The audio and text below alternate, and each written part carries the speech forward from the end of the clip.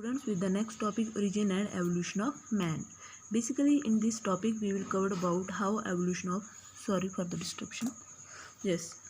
how evolution of the man taken place. Okay, so basically, first of all, you should know about 15 years ago. 15 years ago means 15 million years ago, primates such as Dryopithecus or Ramapithecus existed. These are also related to the human evolution, means that human evolution started 15 million years ago. It is the main point. Okay, and now Dryopithecus, these are mostly similar to the gorilla, and Ramapithecus, these were mostly similar to the chimpanzee. So that's why it is considered that monkey species in that gorilla or chimpanzee or apes, these are more similar to the human beings, and humans are evolved from the monkey species. That is the reason, because at the starting we were similar to the gorilla and chimpanzee. And out of these, some bones of the fossils, these were resemble human bones, and those were discovered in the Ethiopia and Tanzania. At this time, when the Dryopithecus and Ramapithecus were existed, mostly its fossil bones were of the human beings. Those were discovered in the Ethiopia and Tanzania countries. After that, our next part starts from this part.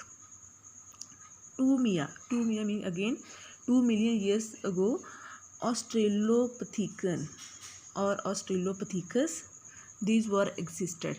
It is the most very important first step in case of human evolution, and these were basically originated in the African country or in the African grassland.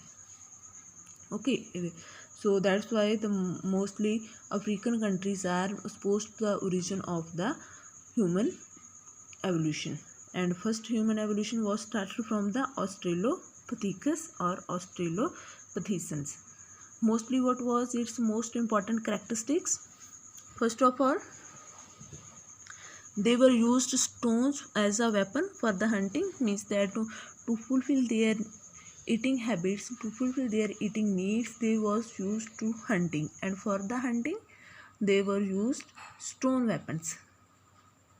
Second point, their essential diet was fruit based diet, means that at that time they was not takes a non-veg, they was only vegetarian, and they was mostly dependent on the plant diet, especially fruits, and for that need they was used the stone weapons to break down the fruits from the high plants. They was used stone weapons. It was the characteristics of the Australopithecus, and their brain, they was not mostly developed. Okay, after that, next step is in case of human evolution, it was the Homo habilis, and mostly they was known as hominid also, and in this case now their brain capacity start to develop. In case of Australopithecus, mostly brain capacity was not developed, you can say, but in case of Homo habilis, brain capacity start to develop, and it was 650 to 800 cc. And again, they were survived on the plant-based diet. They was not eat the meat, means again they was vegetarian.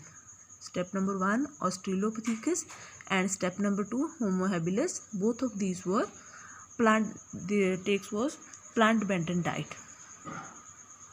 Now in the step number 3, next stage is the Homo erectus. It was Homo habilis. Next is a Homo erectus. Erectus means to erect, which can stand almostly erect in the erect position. In the first cases, both of the first cases, in case of Australopithecus also, in case of Homo habilis also, they was almost not able to stand in a erect position. Okay, they was almost in the bent posture like a gorilla, like a chimpanzee, and but after that, in the third stage, they start to use their hind limbs for walking, and forelimbs to collect the things or to take their eating things or fulfill other needs. So from that point their name was Homo erectus, and they was evolved 1.5 years ago. Now what are its basically main characteristics? First one, their brain capacity increase. In this case brain capacity was 650 to 800. Now in case of Homo erectus, brain capacity is 900 cc. It means it is increased, and in this step they start to eat meat. Now they was dependent on the animals also. Okay, they state their they take their food needs or fulfill their food needs from the animals. It was the step number 3rd. Now in case of step number 4, Neanderthal man. Again brain size increased from the 900 to 1400 cc, and mostly they lives in the Asian countries, or they develop use of animal hides to protect their body. In this step we was study this characteristic that Homo erectus they probably eat meat. Okay, now Neanderthal, what does to start?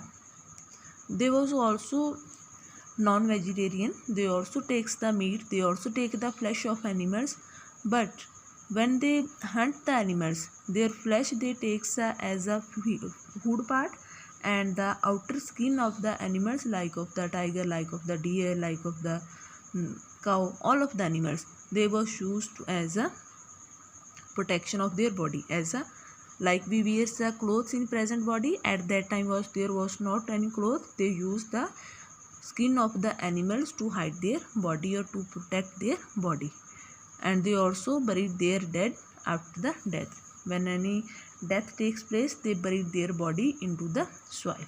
These were the characteristics of the Neanderthal man. Now next step is very important.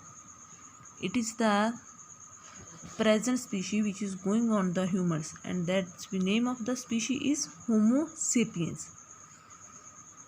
Again it arose in the Africa. Main origin of the human is the Africa.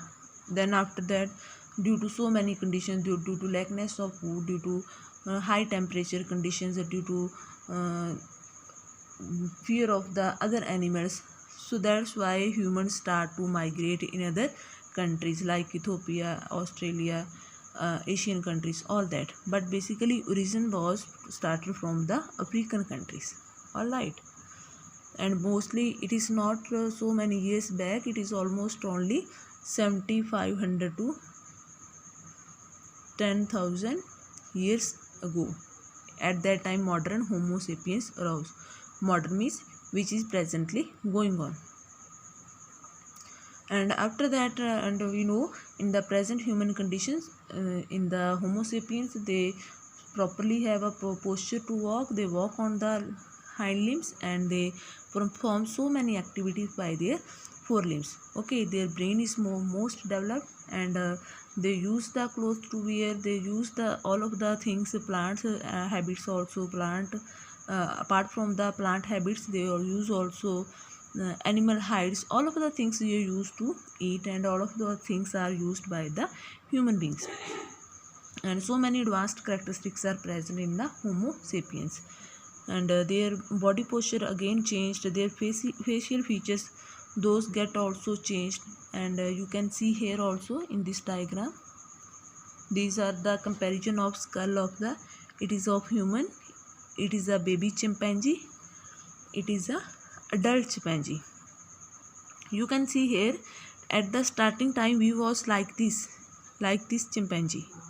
Okay, but presently after the evolution through the steps, through the evolution of the Homo habilis, Homo erectus, then Neanderthal man, and at the last time modern Homo sapiens is like this way. Its brain skull is mostly developed, and it use the so many activity, performs the so many activities by using this brain. Even that in case of chimpanzee, brain was not mostly developed. In size also you can see here is a size large, but in case of a chimpanzee size was not large. And even that, here so many distinctions are present, like we in the present time we study the brain, forebrain, midbrain, hindbrain, and all of the activities are performed by these different kinds of brains. But in case of adult chimpanzee, mostly distinctions was not there, and it was small in size also. So students, it was all about evolution of man. I am repeating their names again.